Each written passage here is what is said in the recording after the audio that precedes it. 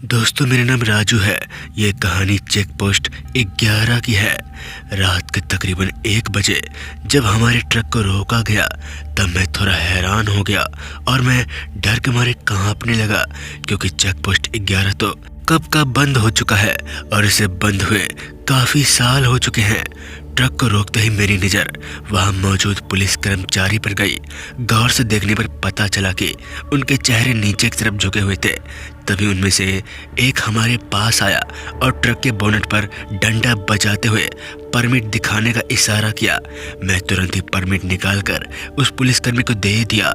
मैंने उस कर्मचारी से पूछा, सर, इस चेक पोस्ट को तो बंद हुए काफी साल हो चुके हैं, फिर ये अचानक। इस पर परमिट चेक करा पुलिसकर्मी बिना कोई जवाब देते हुए बोला, ट्रक में क्या है? इस पर मैंने बोला, सर आप ही देख लीजिए ना, परमिट में तो लिखा ही होगा। वैसे घर के सामान लोड है सारे। इस पर वो कर्मचारी टेढ़ी आवाज में बोला, चल नीचे उतर कर दिखा क्या है ट्रक में। तभी मैं ट्रक से उतरते हुए बोला, क्या सर, आप भी खामखा मुझ पर शक कर रहे हो? हैरानी की बात तो ये थी कि अभी भी उस पुलिसकर्मी का सर नीचे की तरफ झुका हुआ था। वैसे तो मुझे ट्रक की सील खोलना बिल्कुल भी अलाउ नहीं था, लेकिन मेरे पास कोई दूसरा चारा भी नहीं था। लिहाजा मैं ट्रक की सील खोलते हुए उस पुलिसकर्मी से कहा, आप खुद ही देख लो जी। मगर वो पुलिसकर्मी ट्रक के सामान देखने के बजाय अभी भी नीचे सर झुकाए खड़ा था। इसके बाद मैंने कहा, सर थोड़ा जल्दी करो, मुझे लेट हो रहा है। इस पर वो पुलिसकर्मी मुझ पर भड़कते हुए कहा, रुको, तुम्हारा पेपर पूरा नहीं है, अभी तुम नहीं जा सकते। ये बोलकर वो दूसरे पुलिसकर्मियों के बीच जाकर कुछ बातें करने लगा। मैं भी उसके पीछे पीछे उन पुलिसकर्मियों के बीच जा पहुंचा। मेरे जाते ही वो सारे पुलिसकर्मी एकदम से चुप हो गए।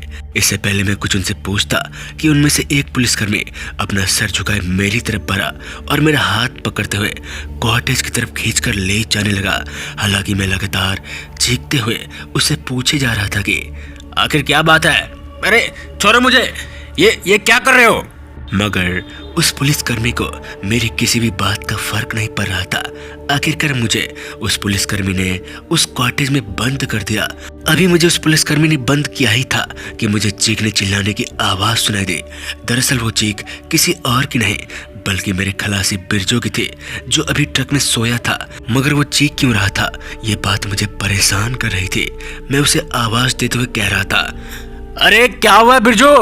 तो ठीक तो है ना? मगर बिरजू मेरी बातों का कोई जवाब ही नहीं दे रहा था और देखते ही देखते बिरजू के चीखने चिल्लाने की आवाज भी बंद हो गई, जिससे मेरी चिंता और भी बढ़ गई। साथ ही मेरे मन में अजीब सा डर बैठ गया। कुछ ही देर बाद उस कॉटेज का दरवाजा खुला। तभी 2 पुलिसकर्मी सर झुकाए अंदर घुस गए। मैंने उन्हें देखते हुए गुस्से से पूछा, तुम लोगों ने क्या किया बिरजू के साथ?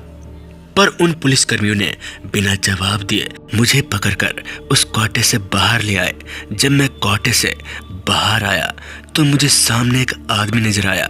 उसे देखने से ऐसा लग रहा था कि वो कोई बड़ा पुलिसकर्मी अधिकारी हो, क्योंकि बाकी के पुलिसकर्मी उसकी बात ध्यान से सुन रहे थे।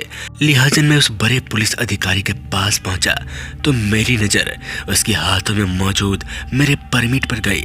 मैंने तुरंत ही कहा, साहब आप जरा देखिए ना, आपके लोग कैसे व्यवहार कर रहे हैं। परमिट दिखाने के बाद भी जबरदस्ती मुझे यहाँ रोक के रखा है। ये बोलते ही मैं आसपास बिरजू को भी देखने की कोशिश कर रहा था, मगर बिरजू कहीं नजर नहीं आ रहा था। इससे पहले कि मैं बिरजू के बारे में कुछ पूछता कि वो बड़ा पुलिस अधिकारी अपने दूसरे पुलिसकर्मी को ऑर्डर देते हुए बोला, हुई इसकी आंखें फोड़ दो। यह सुनते ही मुझे उन पर काफी गुस्सा आ गया और मैं गुस्से में उन पुलिस वालों से बोला, ये क्या गुंडागर्दी मचा रखी है तुम लोगों ने?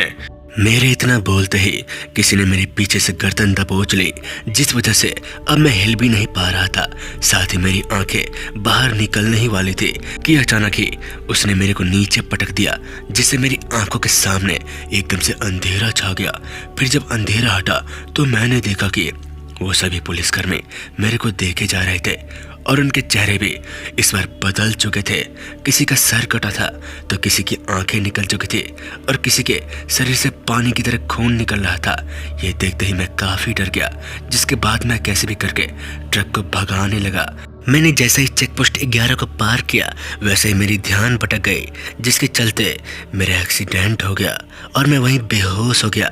जब मेरी आंख खुली तो मैं कुछ लोगों के बीच में लेटा हुआ था और मेरे सर पर पट्टियां बंधी थी। जब मैंने उन लोगों को सारी बातें बताई तो वो लोग मेरी बात सुनते ही हंसने लगे, क्योंकि उनमें से कुछ लोग भी उसी रास्ते से गुजर रहे थे, लेकिन उनको कोई भी चेक पोस्ट नहीं दिखी।